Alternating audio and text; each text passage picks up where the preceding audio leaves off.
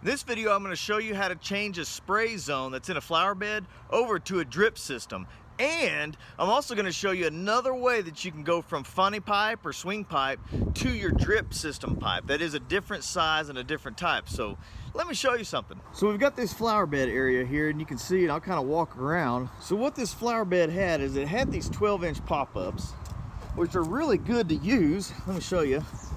12-inch pop-up, which are good to use in a flower bed type area. But what we're going to do is we're going to change it over to drip and run drip all in this bed here. So what we've done is we've dug them out and we capped all of the heads just with a half inch threaded cap and threaded it in with just a little riser there.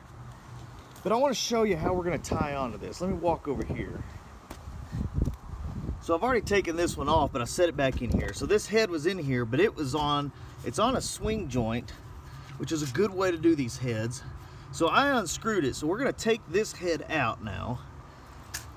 And then what I'm going to do, so now what we have here is I have a half-inch 90 that goes to this swing pipe, and it's half-inch threaded right here. So I've done another video where you could use a threaded coupler that's threaded on both sides, thread the coupler, and then thread your drip male adapter, because these are two different things, sizes, two different materials, so you've got to use the right parts for the right materials. Great way to do it, but I'm going to show you this today. You've got this right here is the swing joint type fitting, but it's actually female threaded. And what I did is I threaded the male adapter for the drip into it. So I actually eliminate the coupler that I was using before. So really kind of a cool way to do it. So what I'm going to do is I'm going to cut off this elbow right here. See if I can do it with one hand. And now I'm going to take this swing joint fitting, because this is the right fitting to go inside this swing joint material here.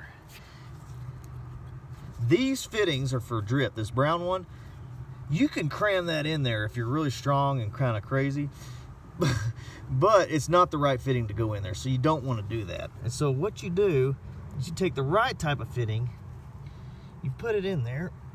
Once you get it started, and it's really hard to do with one hand, and these have a little bit of a thread to them. There you go. Now it's in, and you want it to come in pretty far. Now I can do my drip male adapter in there, and see, I'll show you. So now I would have a female thread versus this male thread. See the difference? And then you would take your drip fitting to go into your drip.